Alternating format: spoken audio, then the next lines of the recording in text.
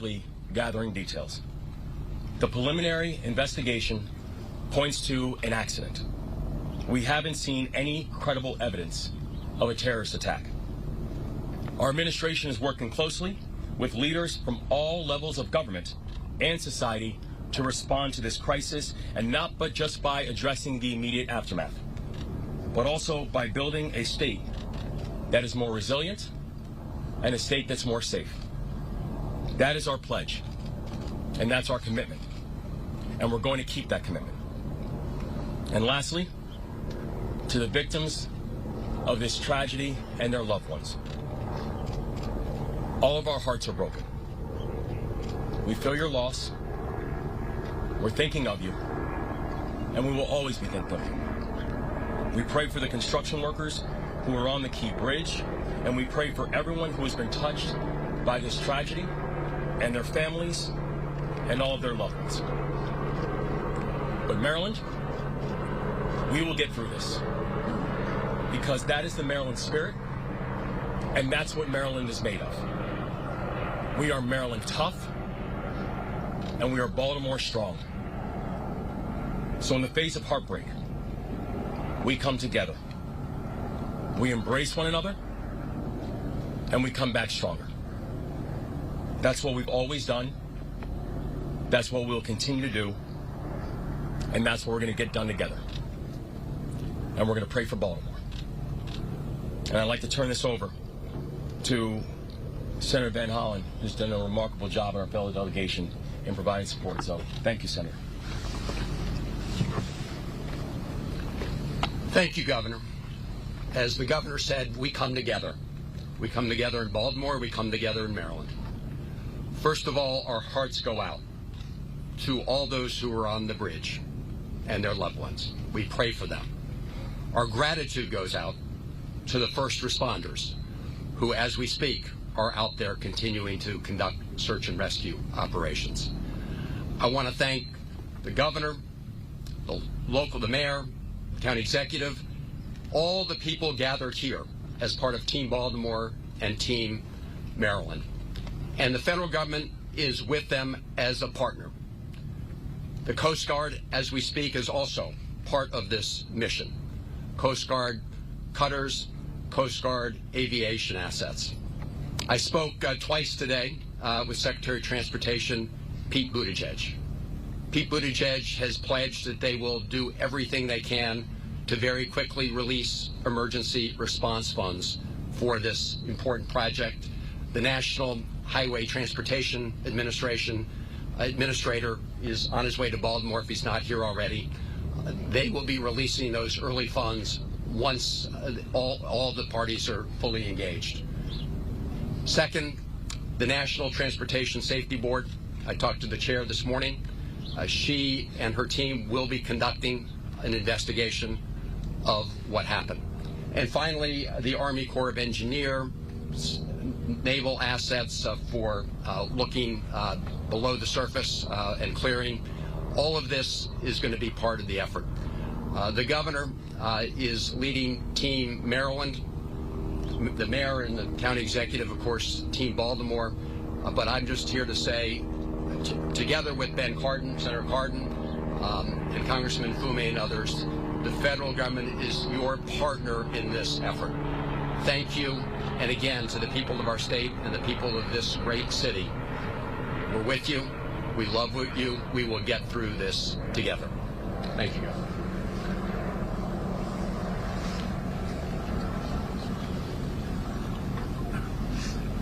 Good morning again. Paul Wiedefeld, Secretary of Transportation. Just a few updates since our meeting this morning. The crew that was out there working was basically repairing potholes. Just so you understand, that had nothing to do with a structural issue at all on the facility. At this time, one person has been rescued, and so far, and our efforts continue in terms of that. Engineers are on site right now, determining both some of the structural issues, obviously some of the debris field, and we'll start to work that, but we'll work hand in hand with the NTSB before we take any further action in that area. With that, I did want to introduce the FBI for a few comments as well. Hello, my name is Bill Del Bagno. I'm the special agent in charge of the Baltimore field office. First and foremost, I want to say that our hearts go out to everyone that is impacted by this tragedy, especially the victims and their families. On behalf of the FBI, I would like to say that we are with you, we're with Baltimore, and we're with the partners every step of the way.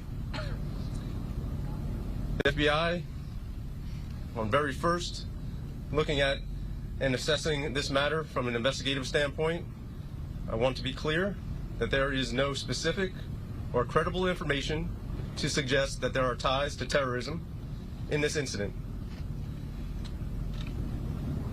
The FBI has been part of this response from the beginning.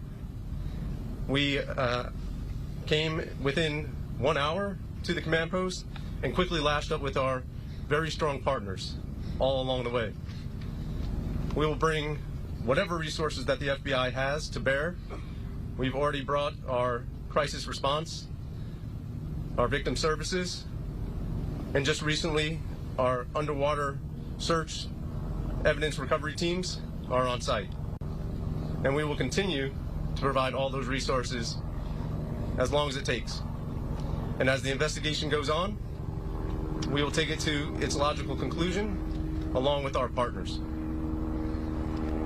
To the people of Baltimore, to the public, I ask you to be patient as we go through this and as information becomes available to us. And lastly, I want to say thank you. Thank you to our partners. Thank you to everyone who in the FBI and counts on the FBI. We will always bring what we need to the people of Baltimore, and we are with you. I'd next like to introduce the Coast Guard. Good morning. The Coast Guard is still actively searching at this time. We are using response boat crews from 2 of our local Coast Guard stations, one of our helo crews from at Air Station Atlantic City, and also one of our cutter crews on one of our 87-foot patrol boats. We will continue to work with our local, state, and federal partners during this tragedy. Thank you.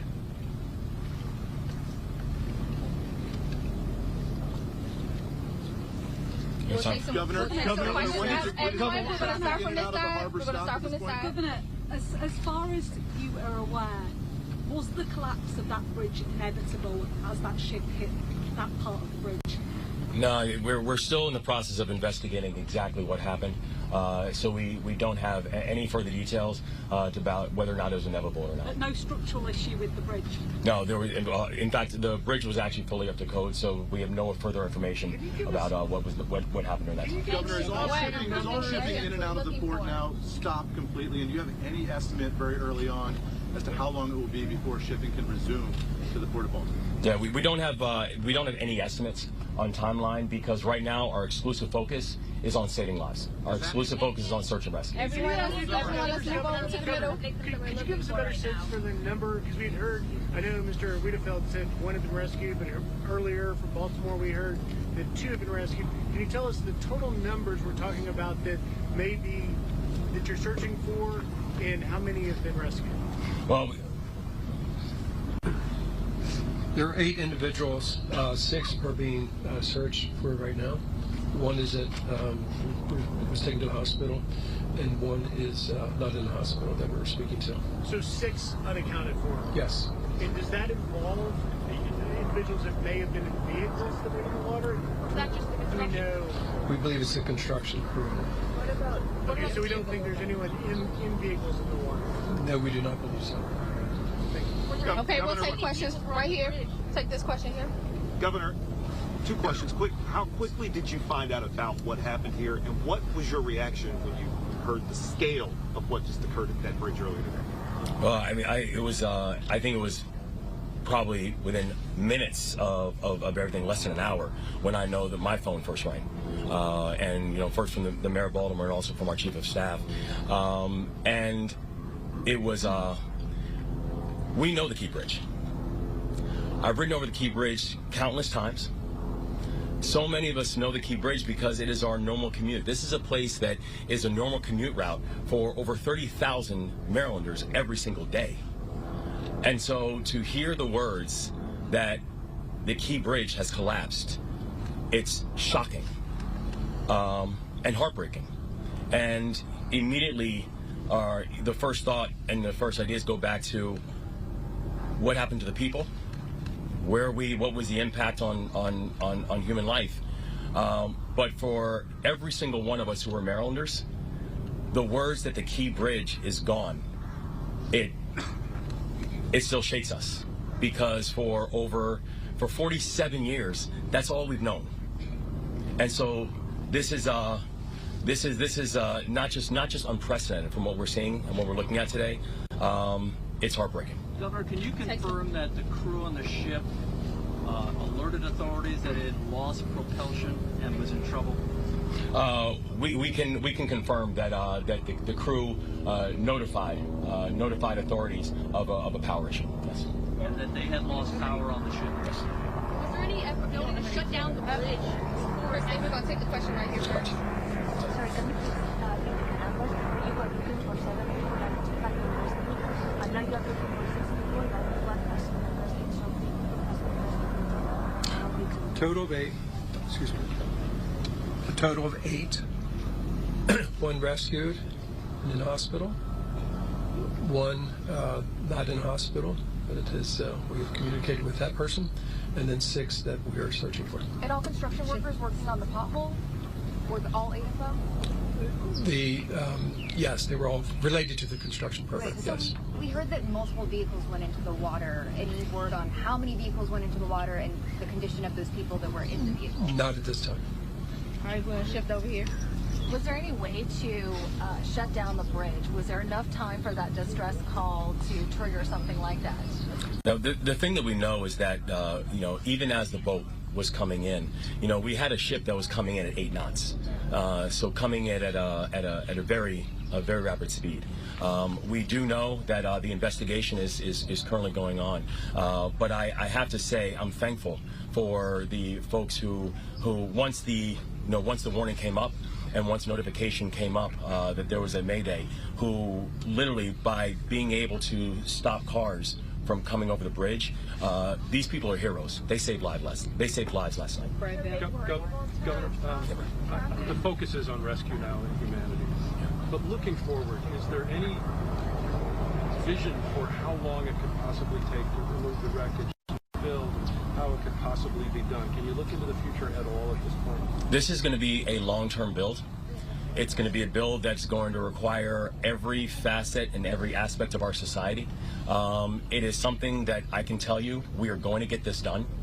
We are going to make sure that this is not just rebuilt, but that we are going to rebuild in a way that remembers the people who this tragedy has impacted, and also do it in a way that honors the community that it serves. But right now, I could not give you any form of estimate on timing or cost. Right now, my and all of our exclusive focus is we're just trying to save lives. Can the mayor talk on the state of emergency locally, please?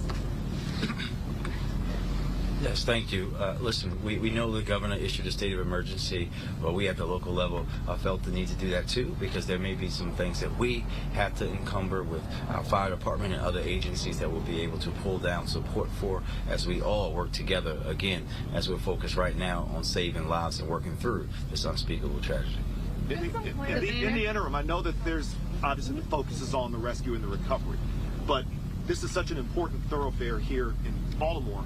For drivers, people trying to get around, how are they going to be able to manage while that is also going on? Yeah, so we've also already been in touch with people about alternative routes and ways people can navigate now that this tragedy has happened. I don't know, Secretary, if you want to speak to that as well. Just to give you a sense of scale, roughly about 35,000 people a day use that facility. About double that use the Harbor Tunnel, and double that again use the Fort McHenry Tunnel. So basically, we do have those 2 other options. We'll make sure that we have as much personnel out there to deal with any incidents, because as you know, that can cause the backups very quickly. And we will basically put out a lot of communication on different alternatives. We're also looking at transit alternatives as well. What role will the legislature play in this response?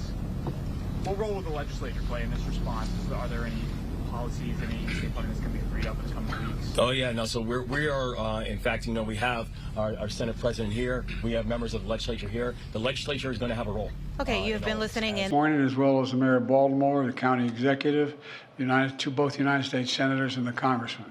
And my Secretary of Transportation is on the scene. I told them we're going to send all the federal resources they need as we respond to this emergency. And I mean all the federal resources. And we're going to rebuild that port together.